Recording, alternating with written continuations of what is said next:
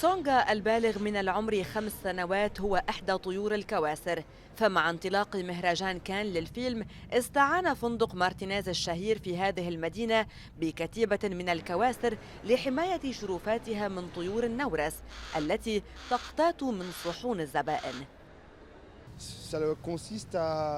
نطلق هذه الجوارح لمهاجمة طيور النورس. نحن نسهر خلال اليوم، لا سيما عند فترة الفطور والغداء والعشاء، حتى لا يحط أي طير نورس على الطاولات.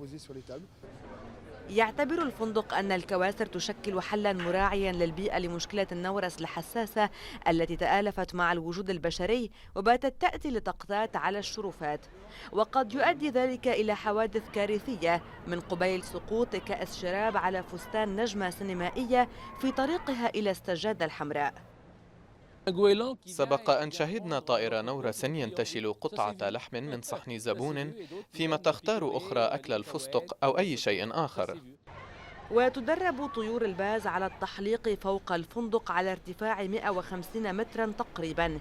ويؤكد كريستوف بوزان أنه لا يوجد أي خطر بمهاجمة طير الباز الإنسان، لأنه يعتبر الإنسان صديقا له إذ يوفر له الغذاء ويهتم به، مشيرا إلى أن الإنسان يعد فريسة ضخمة جدا بالنسبة لهذه الكواسر.